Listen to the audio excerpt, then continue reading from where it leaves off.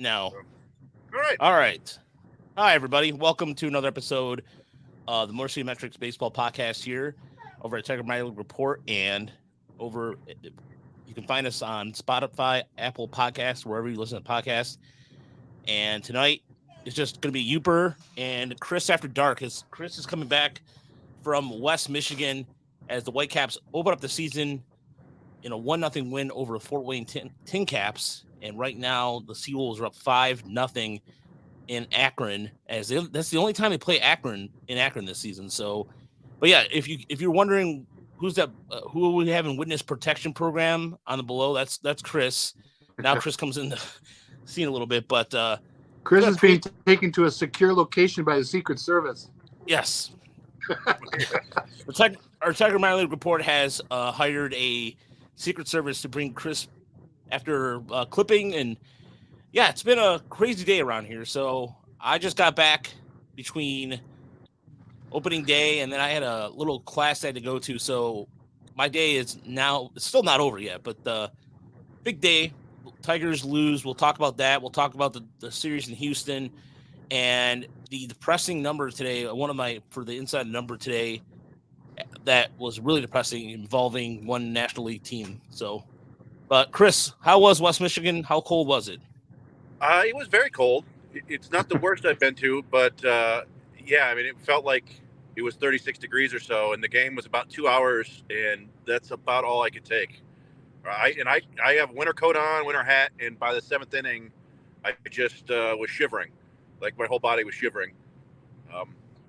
But yeah, it was a good, quick game. There wasn't a whole lot that happened. Ben Malgeri hit a home run, a solo homer off Fort Wayne's pretty talented starter. I've forgotten his name, but he had some good stuff.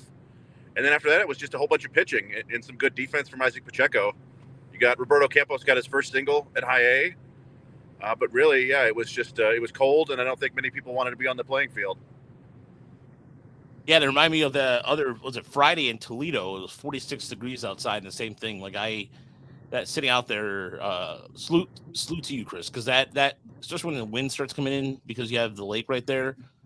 Yeah, that's a pain in the butt. So, or yeah, it's not a pain in the butt, it's a pain in the ass. It's just the same thing. But you have to emphasize that. But a couple of things I wanted to happen today, opening day, Yooper, that I thought both you guys thought was interesting. The last couple of days, first and foremost, there is a drinking game involving the podcast. So shout out to a listener sent it in, and we shared it in our DMs, and I'll probably end up sharing it at some point in the next podcast because I want John here. John is still on a cruise with his family for spring break. So, but I got a chance to meet Nick Swain, who was on the podcast, and I was randomly walking in front of Comerica Park. Nick saw me, and we talked for a few minutes. It was good to meet him, and we had a beer together. Nice. So it was nice. I got to have a beer with him, and then I saw when I continuing to walk around a little bit, and I ran into a couple other people who, actually 2 people from our Discord. So if you haven't joined our Discord, please do so. I will send the link on the episode description. But got a chance to meet Charles and Steve. So those Charles, again, he also bought me a beer, and so we had all the IPA together, and it was nice. And so then I ended up doing. But I was down at Comerica Park all day they were going around the fence tour, and a lot of people are still mad about the fences. And gentlemen, let's start with you, Yooper. It's just, to me, it's just a fence. Am I missing something here, or? I don't understand why there's much controversy. I think that for a long time, a fair number of people have thought there were some things that needed changing out there. But even if you didn't believe it needed change, if you thought it was perfect last year, it's not a significant difference. It looked fine. It's the same for both teams. I don't see how it's going to hurt the Tigers in any way. So, yeah, it seems like much ado about nothing if you're worried about it. Yeah, Chris, I mean, it's the same thing. I gave like a video tour of it. Scott Harris walked us around the ballpark. Is there something I missed? Something you see in there? No, I mean, I think people complain about the aesthetics of it, right? And aesthetics are always in the eye of the beholder. And they're like, oh, it just kind of looks like it's tacked on. because it was tacked on. They I don't know when they decided to do this, but they didn't have the ability, I think, to tear down all the walls and completely redo the ballpark. So, I mean, we talked about maybe putting some more shrubbery behind that wall in center field, or some arborvitaes or something like that, maybe green it up a little bit. But I don't know. I think it'll serve its purpose as a wall, as long as it doesn't fall down. Yeah, and I think there's because there's nothing behind the walls, and they don't plan on putting anything on there. And the right field has that shrubbery, which looked, I mean, it literally looked like it was just finished yesterday, but or how it honestly it didn't have that vibe to it. But overall, the aesthetic was fine. And as somebody pointed out in the press box, if you weren't there for 6 months and had no idea what was going on, you thought nothing has changed. Yeah. So that's how the aesthetic looked to some people. Now, how much shorter is it exactly? Did they tell you? It's 7 feet. It went from 13 to 7 feet. Yeah. Okay. So, but then the bullpen also, they went through and they updated the bullpen a little bit for better sight lines for the pitchers, and they updated the seating as well. So there's the bullpen guys are have some little more comfort to them. And then we got a chance to check out the new clubhouse, and there was a big picture on the entrance there. It was really cool. Got to see that, and there was a couple things behind the wall we can't see, but there's a new player area for player development, and the locker room was really nice too.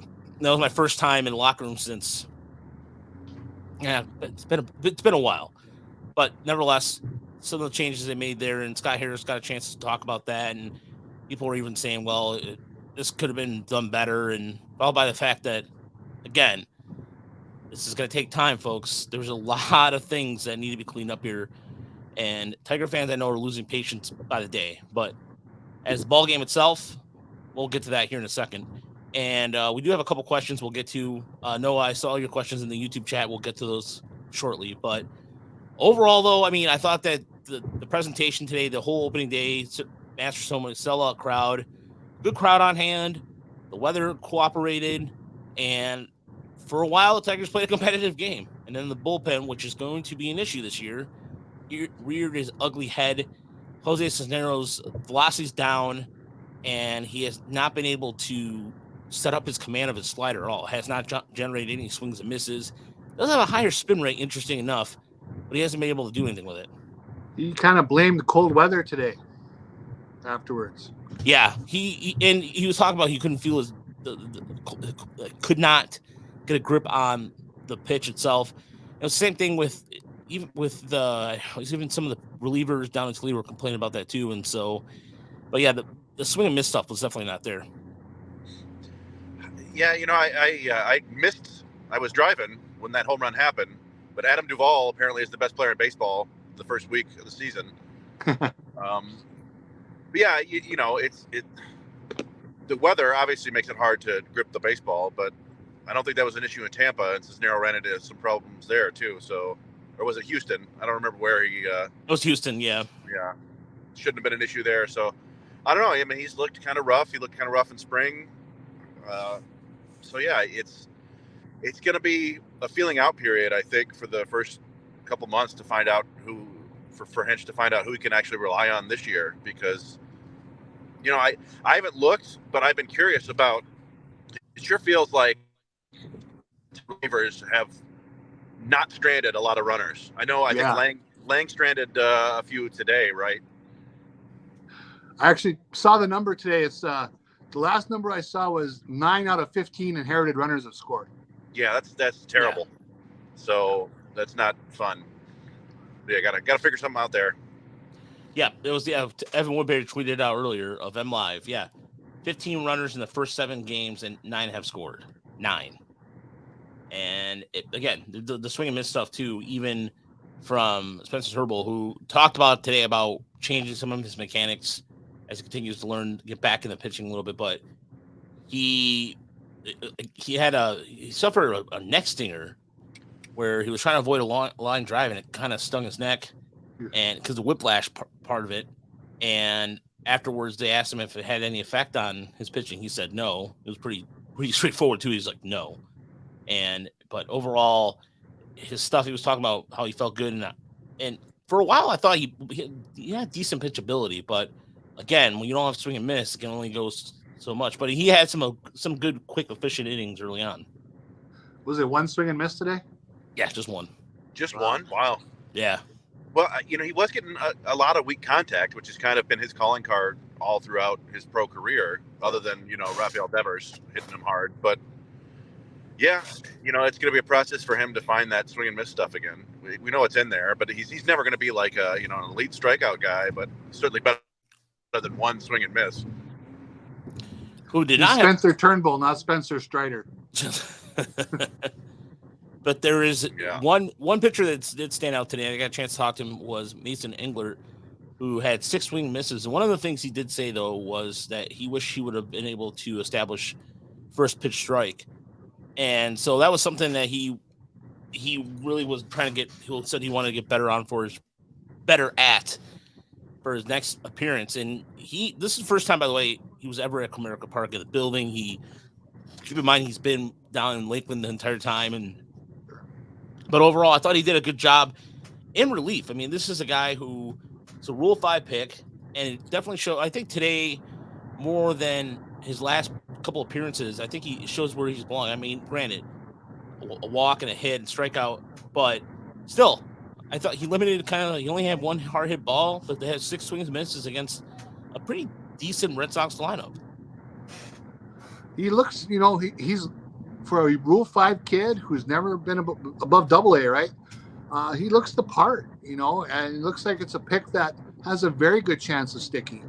And, you know, they're going to need innings from the bullpen. We'll talk about that more, but I like what we're seeing. And you're right, he limited the hard contact, and he did that the other night too. So, you know, another outing in the books for him, and we'll keep moving forward. Is that 3 for him now, or 2 games? 3, I believe. 3. Yeah. 3. So our over/under of 40 games is looking. I think it's looking strong. He's going to be pitching 60 games this year, it seems like.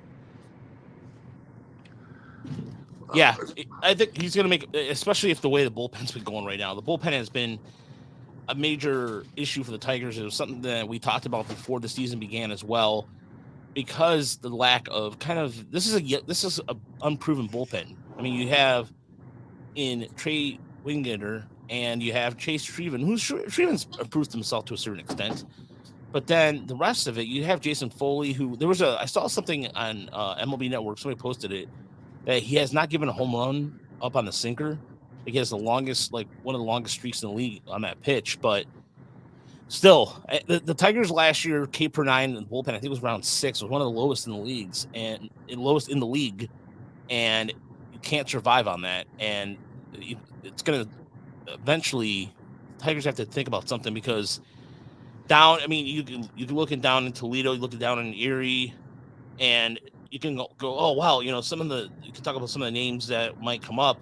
One name that came up and kind of made a quick impression already in his first appearance today for Toledo. Mud Hens won, by the way, 8-5. And this is a guy we've talked about on the podcast before, and that gentleman's name is the Z-Man. We're going to call him the Z-Man unless we think of something better. Andres Zabala. Yeah. That guy went in today, and he was originally, it was weird. We thought it was strange he was starting the season in Erie, but clearly he wasn't. He came in and he's already recorded a couple strikeouts. Castro's off to a good start in Toledo, and they're slowly but surely breaking in both the Seawolves and Mud Hens rotation. But yeah, it would be at some point, like Lynn Henning on Twitter was like, oh, well, I don't know why they brought Jose Cisnero up north with the team. Well, they didn't really have anybody else. What am I missing here? Yeah. Well, yeah, and he's a veteran, and they're paying him a decent amount of money. I don't think they were going to cut him. Yeah, I don't know. The bullpen tends to sort itself out, right? If you keep giving up runs, then they'll get rid of you. But they'll give you chances to get outs a few times. I don't know. I would hold off for another handful of outings from these guys. I know it's been iffy, but we've seen that before. Last year, I remember the bullpen had a rough stretch, and then they were really good for most of the rest of the year. So it's just gonna to take some time. Zabala will probably come up at some point. He supposedly touched 101 today, Yeah. which is something that's interesting. But he's also a guy who doesn't throw a ton of strikes. So I don't know what AJ Hinch's tolerance for that will be. So, I don't know. I was talking about it with the guys from West Michigan earlier, and it's really caring too much about a bullpen on a team that's not going to compete. I mean, obviously, from a fan's perspective, you want them to win, and it sucks to have a bullpen blow leads all the time. But from a team competitive perspective, it doesn't really make a lot of sense to have a lot of resources in your bullpen. Yeah, it's not. Yeah, it doesn't make a lot of sense for it. We did have a question, Mark, who I had a chance to meet him in Lakeland. I got so busy I couldn't meet with him, so I apologize about that. To answer the question, Mark, no, I'm not part of Woodward Sports anymore. We are our own independent thing, if you will. I also participate in helping out Fansided, and we have the Tiger Minor Report, which you can donate to our Patreon or PayPal if you want to. And so we're totally 100% indie again. We're part of We're part of a network too, Fan First Podcast Network. So, but I'm currently locked up in the Woodward Sports sweatbox. Yeah, for punishment, you're not doing any clips anymore. You get in the sweatbox. Hey, how bad is the road noise on my end? Like, is it annoying and distracting? I don't want to be an annoying podcast guest. You can hear it here and there, but it's not annoying. No, it's not annoying at all. All right. Who's ever watching us on YouTube, say something in the comment section. I think you sound fine. You sound a lot better than I did when I tried to do the show from the road. That Mercedes 500 has a nice ride. Yeah. Yeah. Well, I don't know. Yeah, we'll see how long this lasts. I'll probably take off here in a little bit, but I did want to just say hello to everybody. Okay. Yeah. See people in the chat said the road noise is not that bad. So, all right.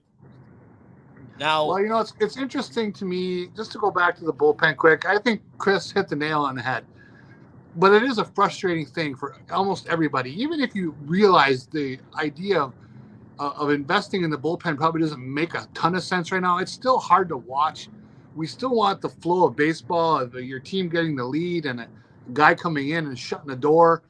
And, this year when the Tigers let their 4 best relievers go since the trade deadline and on, and really did very little besides sign spare parts from around baseball to replace them. That was one of the big reasons a lot of us had a kind of a short number on the win total this year, was it was hard to really see this bullpen being long-term effective, right? I think in stretches, they'll be fine. Maybe even a long stretch here and there, because that's how bullpens roll. But there just doesn't seem like, other than maybe Lang, that one guy who can come in and really put out a fire and that has some dominant pitch that takes people out.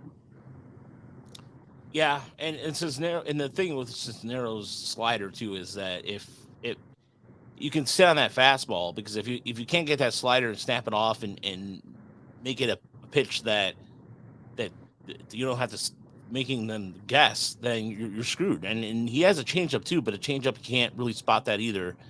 And so again, Lynn's comment only bothered me because I felt like it was just kind of like, guys, it's a weekend. Who else are you going to?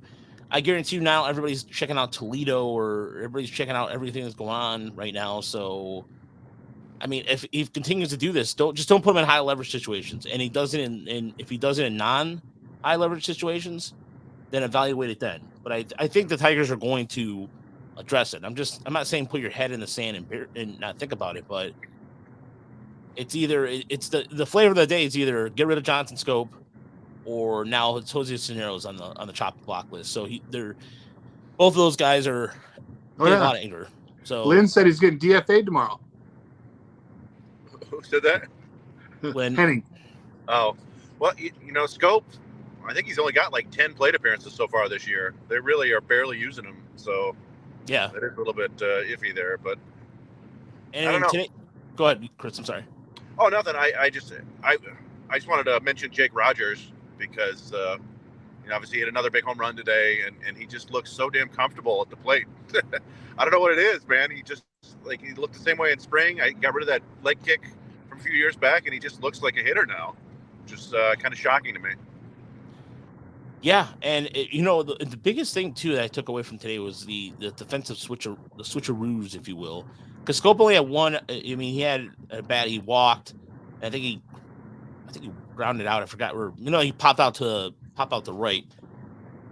Then Nick Maton came in and really he had a walk.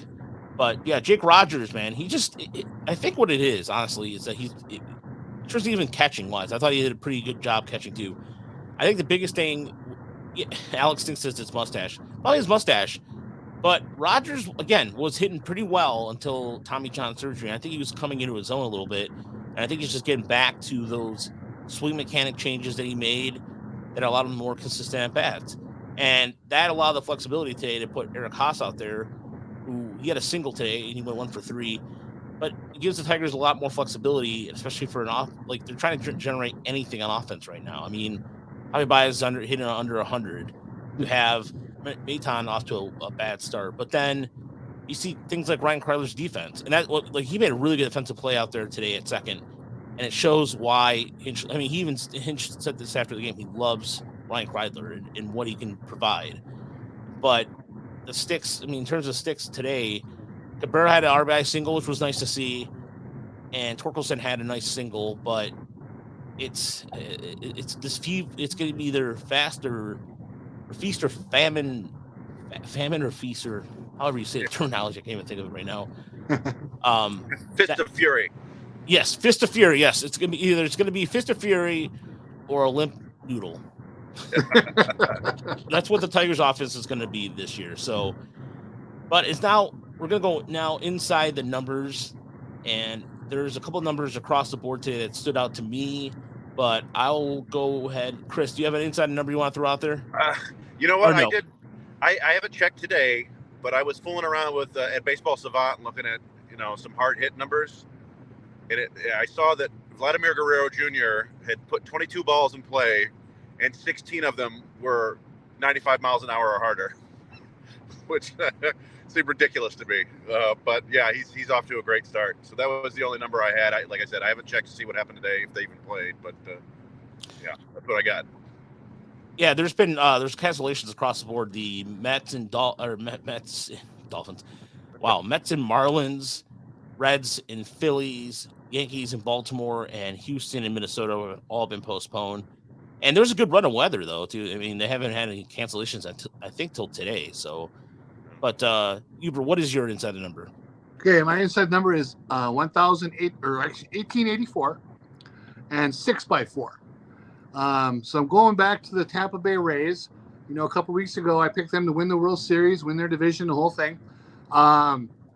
Their start, obviously, they got to play the Tigers, which is always helpful. But they're the first team in the modern era to win their first 6 games by 4 or more runs in each game. Wow. And that goes back all the way to Rogers' favorite team, the 1884 St. Louis Maroons. Yeah. Good old I'm sure you have the hat. The Maroons won their first 13 games that year by 4 or more runs. And so break up the Maroons, and they must have broke them up because they're not around. So, but the Rays, since that day of 1884, this is the most 6 4-run wins to start the season. Wow. Yeah, again, I know people are going to say, well, they've only played the Tigers and the Nats. The Nats, but to be fair, I mean, what did you want Tampa Bay to lose? I don't understand. Who cares who they played? They've just been looking good. They're looking dominant. So my inside number, by the way, is 19, and that is the swings and misses of one Josiah Gray today, and he lost. The Nationals offense is so inept that it was a solo home run. I believe it was a solo, or what was not a solo home run. It was I forgot how the Rockies scored the run, but Chris Bryant knocked it in. Oh, knocked it. Okay, so it was an RBI. Okay. So Gray on the day, 6 innings, 8 hits, 1 run, 1 walk, 6 strikeouts, but 19 swings and misses. Wow. So you got hosed. And if we talk about where did it go wrong for the Nationals? Well, I can tell you this right now. It's pretty bad when your 1 through 4 goes 1 for 14. I'm sorry, 2 for 14. My math right? 2 for 14. So Lane Thomas got a single and Candelario got a single as well, and that's probably about it. But the offense has been a struggle and it's going to be a struggle all year long for the Nationals. But anyway, that's my inside number. I thought that was a good number to put out there. But moving on now, we're going to. This is going to be a quick show because, again, we're kind of shorthanded and everything that's been going on today. Let's go into the good, the bad, and the ugly. Yooper, what do you got there? Okay, am I good? Just in general, pace of play and the rule changes. You know, obviously you've been seeing everybody's been seeing the numbers. It's down 28 to 30 minutes per game. It's been great. I'm loving the shorter time. It's really nice to have a nice, concise experience. Not having too many games, like a 9-inning game that occasionally used to draw out to 3.5 hours. It's working. I hope they stick with it. I don't think they need to make major changes. There's less than one incident per game now where they're adding a strike or a ball because of a pitch not being done at the pitch clock or a batter being ready. So it's really becoming more and more unnoticeable. Nothing feels rushed. The baseball, the TV experience. So not missing the shifts. Hardly even think about that anymore. So I think from a 1 week experience so far, Major League Baseball has to be really happy with pace of play issues. Instead of the bad, I went with the rad. Babe Ruth. They sold a Babe Ruth bat today. This is from 1921 called the Polo Grounds bat. 44.5 ounces. He hit 59 home runs that year with this bat. And I just want the crowd, the people listening to know, we got to congratulate Raj for buying that bat for $1.85 million today, setting a record. Raj, I hope you have a nice place to display that bat. My wife would kill me if she found it.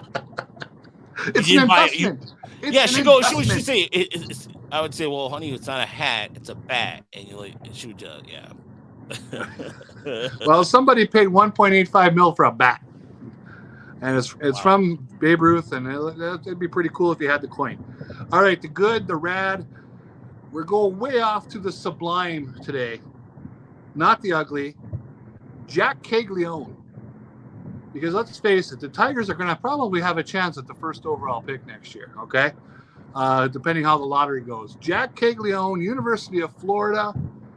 Already 18 home runs this year for the Florida Gators. Good Lord. Has an OPS, kind of a nice one, 1391. Hitting 403, 456, 936 is a slash line. Left-hand slugger, 6'5", 220. The guy has not hit a fence scraper yet that I've seen. Every home run I've seen clears the fence by about 30 feet. This guy can hit. Now, he's a first baseman. That's fine. I guess people would love to have him in a more premium position, but man, that guy is just raking, really on track to be the number one pick in next year's draft. And unfortunately, the Tigers might be in the running for that. He pitches too. Yes, he does. And pretty well. So yeah, he got like 38 strikeouts in 30 innings, but he's struck. He's walked like 21 as well. So I think his future is with the stick. That's wild, yeah. Because coming into the year, I think people would have projected it the other way. Yeah, that's crazy. Yeah, maybe he's going to be the next Ohtani. Maybe that's going to be a common thing now. People are calling him the Kegly Ohtani. Yeah. All right, Chris, you got any you want to contribute? Or yeah, I didn't have anything written down, but since I went to a game, I can kind of give you the good, bad, and ugly from the game. Yeah. I guess, I mentioned it before, but Isaac Pacheco, he didn't get a hit. He put together, I think he went 0 for 3 with 2 strikeouts, but they were all good at bats. In one of them, he hit about a 400-foot foul ball on a breaking ball and then struck out on the next pitch on a really good changeup. But he made 2 above-average plays at third base that I was really impressed with. Every time I see him play defense, it's kind of shocking how good he is because of how big he is. But yeah, he made a nice play down the line and a strong throw to end the inning, and then he made against the lefty, he ranged all the way over to where Soretti was at shortstop, and did a spin and threw to first base. It got the guy by half a step. So I don't know, it was really good. Like his defense is I think better than most people realize. On the flip side, the bad was probably Jace Young's plate appearances. He just swung and missed a ton tonight. It was and he must have missed 50% of the fastballs that they threw him, and they were like, from 91 to 95, just swinging right through all of them, and then they'd come back at him with some breaking balls below the zone, and he swung and missed at those too. So it was a tough debut for him, but it's one game. And the ugly is actually something.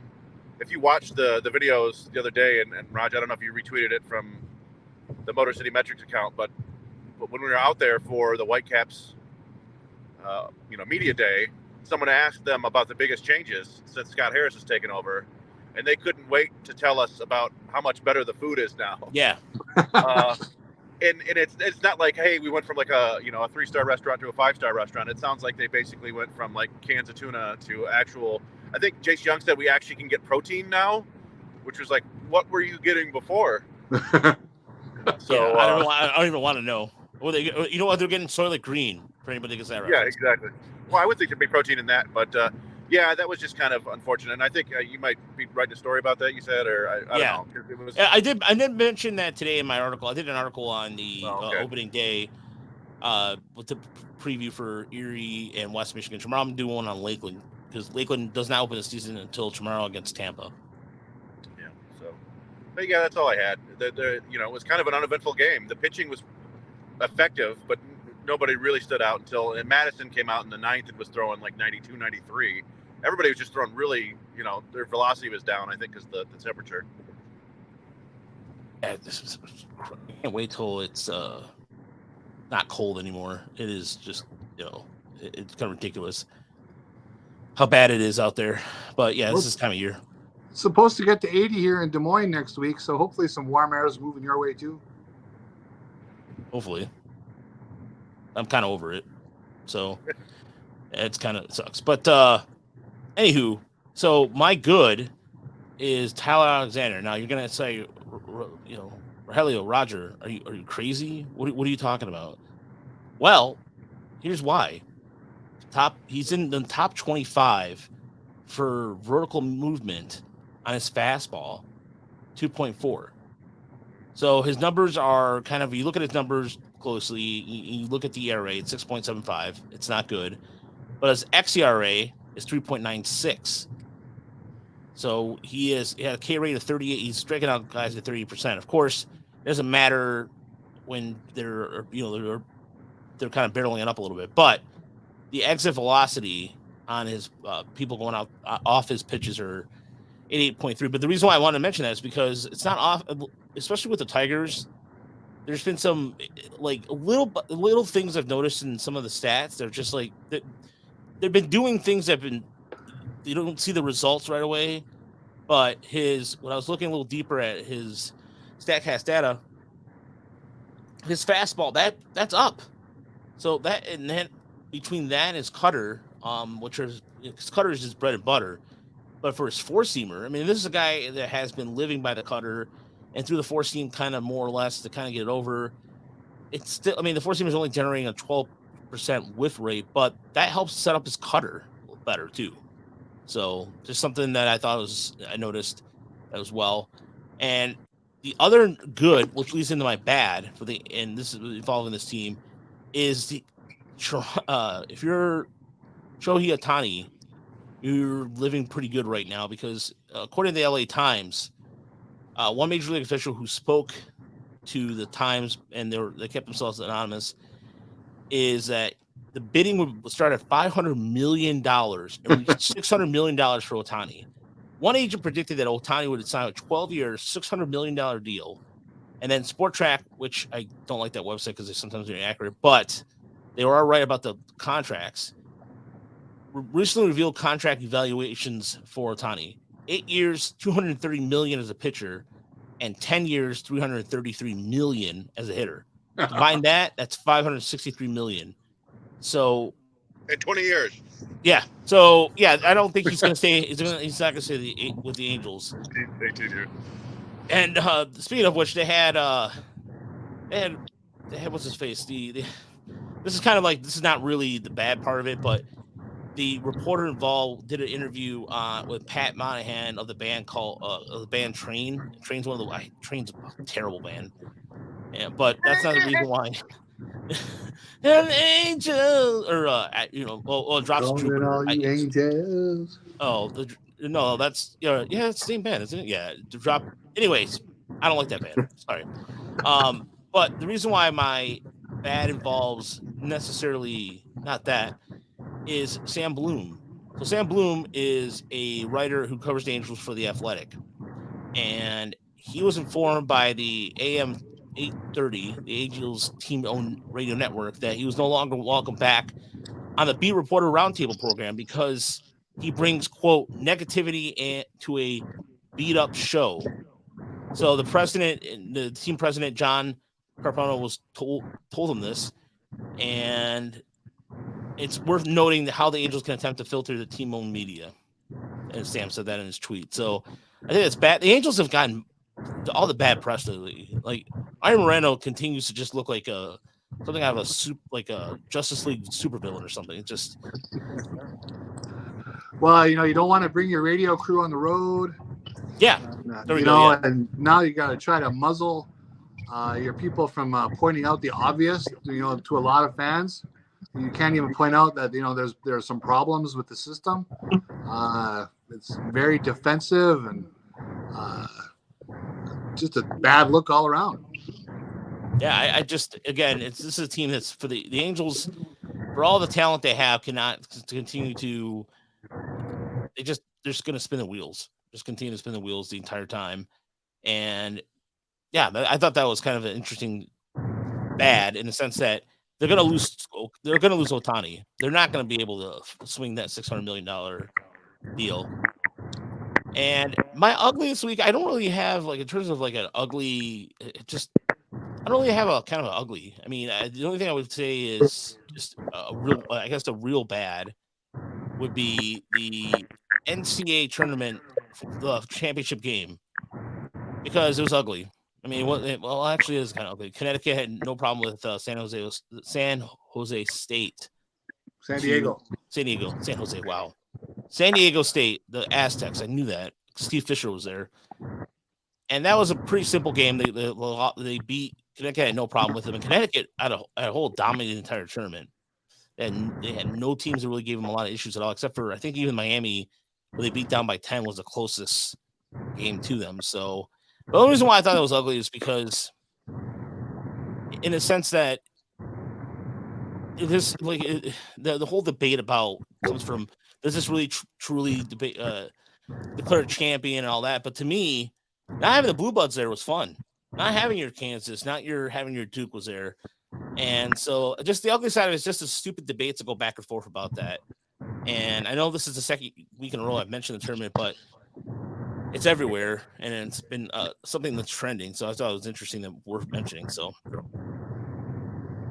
but yeah, that is my good and bad and ugly for this week. And Chris, we'll let you get back on the road or continue to focus home. Is there anything you wanted to add before you get out of here? No, good work today. Thank you, sir. Happy birthday, you. Yeah, thank you. Yeah, happy birthday. Yeah, we're good. Yeah, I was gonna say we're happy belated birthday to you. So, but yeah, Yooper and I will continue on for a few more minutes. Chris, we'll talk to you later. See ya. Yeah. All right. So Chris is continuing. I want Chris to be safe on the road, but 100%. Yeah. So we had a couple questions in the YouTube chat they wanted to get to, and the first comes up, and this is from Noah, and this is a good question here. His question is, do you think Green and Torque will hit free agency after 6 years? Can the Tigers please sign Torque and Green to long-term deals? Yeah. Well, I think many times in the last couple months anyway, pretty much the whole offseason, talked a lot about how the whole idea of this rebuild centers around those two guys, right? I mean, if these two guys if either one are busts, it's going to be hard to see them building a lineup anytime in the next couple of years based on what they have on hand. So they need these two to show signs of life. Obviously, Torkelson, for the most part, he's hitting the ball hard. He's looking good, very confident. Crushed the homer the other night. Loved it. Green is showing something too. Still a little bit of some pitch selection I question at times, but again, he's young. He's coming along.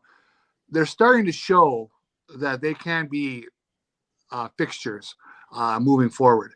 I mean, if anybody who had doubts about Torkelson last year, I'm not saying they've been answered, but I think we're moving in the right direction. So, do you want to make a signing? Obviously, I think it'd be to the Tigers' benefit if they really believe what they're seeing to get that deal done. It takes two to tango. Are they going to want to stay in Detroit long term? I mean, that needs to come from ownership. Do they want to show the commitment to building this team and locking in these talents for an extra couple of years? Atlanta has shown the way that it can be done. The deals can be had. So the only thing keeping the Tigers probably from doing it, if they show them the money, is Chris Ilitch. Yeah, and Yooper, there's something that I considered when I heard when Young and Pacheco spoke. It made you sort of think a little bit that, and this is something that stems back even a few years before that. As you recall, Erie was considered by many one of the worst facilities out there. Yeah. And Casey Mize said something about that, and when he was pitching out there. And so I think the focus, and this is a greater picture overall, or the bigger picture, if you will. You look at Toledo, look at West Michigan. They've improved their lights, their the cosmetic fan aspects of it, but the nutritional part of things. The Tigers redid the clubhouse. They redid these things. Why? I think really because they're trying to tell players, hey, you can come here and stay long term. Because if there's one thing that again, whether this goes back, and I don't want Alaville to get all the blame for this, but this goes back a long way. The organization as a whole, even under Tom Monahan, when he was the owner, they've always been cheap when it comes to doing certain things, like the little things you don't think about, the nutrition, the having like an extra farmhand extra coaches in these things. So I think the Tigers, what Scott Harris did was realize the Tigers have been, quite frankly, maybe an antique a lot of ways that are thinking. Because having last year talking to some of the minor league players and saying that they now have a plan before they're like, oh, do your thing. That goes back a ways. And so I think in order for the Tigers to have these players sign long-term, they have to take care of some of these inner items first, because I think it's been so, I don't want to say dysfunctional, but it's been status quo for so long that if you don't get that fixed, why stick around here in the long term, Yoop? I mean, if you're a player that is used to a certain way, because I mean, you look at Riley Green, his dad is a swing coach, and the facilities have been nice. And now the Tigers are getting modernized in a lot of different ways, and certain things that you see that are standard, maybe perhaps in camps, in hitting camps and pitching camps, are now becoming part of normal lexicon for the Tigers. Sure. Or they weren't before. They need to, Scott Harris needs to establish himself. I hate this word. It's overused, but, he's building the culture there of a winning organization. And all the things you mentioned are positives. Okay. Everything's moving up. Get your expectations up instead of down in terms of facilities and programs and everything else. But at the end of the day, it's going to come with more investment at the big league level. And right now, they haven't made investments at the big league level. They've chosen to work at the minor league level, which makes sense. They need to build that core. But they're not going to be able to do what they did this year and have a nothing burger of an off season again for very long if they want to keep guys on board long term. And think of themselves as Detroit Tigers, because, hey, if they're not going to invest in the big league organization, why should I invest my career in them? So the proof's going to be in the pudding. Maybe this as soon as this offseason, what direction does Ilitch and Scott Harris want to take this? Will they spend some money in free agency, or are they going to continue to try to build a homegrown core? I don't know. We'll see. No, and look, and no, I agree with you. I think it would be bad for the Tigers long term for the haul if they can't sign these guys long term, or at least one of them. And it shows that, again, even with like the likes of, depending on what happens with Cole Keefe or whomever else, it could be the guy the Tigers are drafting this season. Yeah, it has to start somewhere. And I think that Scott Harris, is, as much as people want to say he's doing lip service today and the owners are cheap, and we all know this. We all know this. With that being said, still, however, be that as it may, you have to start somewhere. And I don't know where else. If we're for the first time noticing these things in the farm system, where they're doing things that every other organization is doing versus, this just put me out there, then look, I don't want them. I know fans are like, I'm tired of my patience. I'm sick. I don't want to come back to it. But for now, it's a start, and it's much more you can ask for. Yeah, fans are, they're fickle, right? If the club starts to win, they'll be back. They can say they're done. Everybody's, I'm done with them. Blah blah. Nothing like a 6-game winning streak to pull them back in, right? That will happen. Once they have a winning team on the field, people will be there. Eyeballs will be on the television. Okay. In my mind, though, and the drinking game guys are going to be happy, Chris Ilitch drives this bus. I mean, we can talk about Scott Harris all you want. How much does he want to invest in this team to get these guys locked in over the long haul, assuming they keep moving forward and deserve to be locked in? Right now, the jury's out. I would have no question, God rest his soul, if Mike Ilitch was here, okay, I feel very confident those guys will get locked up with deals. Okay, no question in my mind. Chris Ilitch, we don't know. Yeah, and exactly. I mean, that's where the $1 million question comes in, is how much he really cares or not. And so you can say all those things he wants, but the proof's in the pudding, and proof's in his actions too. I don't know. But the other question we had in there was from Alex. If Scope isn't still producing at the plate, do you guys think we'll see Verling in the infield more often? Yeah.